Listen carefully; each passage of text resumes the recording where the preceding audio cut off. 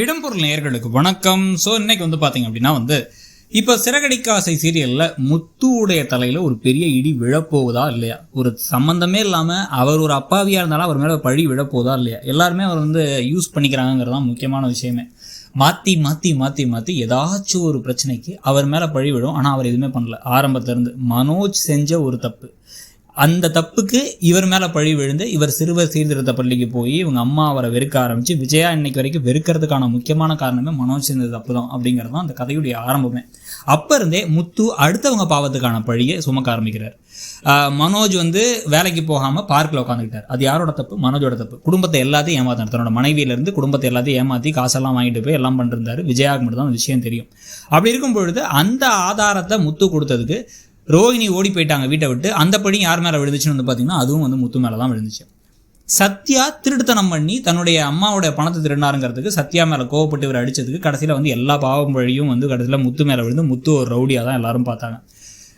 ரோஹிணியோட விஷயமாகட்டும், ஸ்ருதியுடைய கல்யாணமாகட்டும், இப்போ நடக்க போகிற விஷயங்களாகட்டும் எல்லாத்துலேயுமே முத்து பாவமாக தான் இருக்கும் நமக்கு பல நேரங்களில் பார்த்தா. ஆனால் என்ன, அவரால் அவர் வாயை கட்டுப்படுத்த முடியல. அவர் சின்னதுலேருந்தே அம்மாவுடைய அன்பு இல்லாமல் வளர்ந்து அவருக்கு தெரிஞ்ச இந்த டிஃபென்சிவ் மெக்கானிசம்னு சொல்லுவாங்க.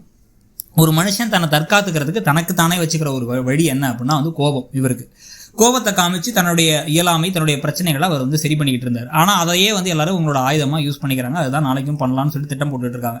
முத்துவை குடிக்க வைக்கணுன்ற ரோகிணியும் முத்துவை கோவப்பட வச்சு அவங்க அப்பாவை அவமானப்படுத்தினா அவர் கோவப்படுவார். அதை வச்சே நம்ம வீட்டுக்கு நம்ம பிள்ளையும் மருமகனையும் கூட்டு போயிடலாம் அப்படின்னு சொல்லிட்டு ஸ்ருதியுடைய வீட்டில் அவங்க அம்மா அப்பாவும் முடிவு பண்ணி வச்சிருக்காங்க. இது எல்லாத்தையும் சரி அமைக்கிற மாதிரி ஒரு ஆள் வரணும் அப்படின்னா அது பாட்டியால் தான் முடியும் அப்படிங்கிறது நம்மளுடைய கருத்து. பாட்டியை கண்டிப்பாக அந்த ஃபங்க்ஷனுக்கு இன்வைட் பண்ணியிருந்தாங்க. ஏன்னா அப்படி எப்படி கூப்பிடாமல் இருந்திருப்பாங்க. பாட்டி ஊரில் கிளம்பி நான் வரதுக்கு லேட் ஆகிடுச்சுன்னா அவங்க கிளம்பி வர அந்த விஷயத்தை கேள்விப்பட்டேன், மீனா சொன்னா அப்படின்னு சொல்லிட்டு கிளம்பி வர நாலாமலே ஃபங்க்ஷன் நடத்தினீங்கன்னா வந்தாங்க அப்படின்னா இவர் குடிக்கவும் மாட்டார், கோவப்படவும் மாட்டார். ஏதாவது ஒரு பிரச்சனைனா பாட்டியே என்ன நினச்சிட்டு இருக்க அப்படின்னு பாட்டியே கோவப்பட்டு கேட்டுருவாங்க. பாட்டி கோவப்பட்டு கேட்டால் அதுக்கு பின்னாடி எல்லாருமே சூழ்ந்துப்பாங்க.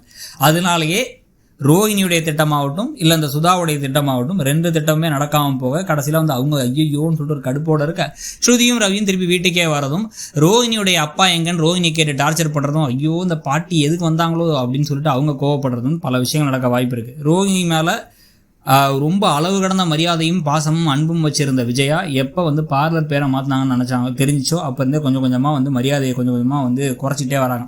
பேசுகிற பேச்சுலேருந்து திமிர்லேருந்து எல்லாத்தையுமே அதிகமாகிடுச்சு இப்போ விஜயாவுடைய வார்த்தைகள்லேயே.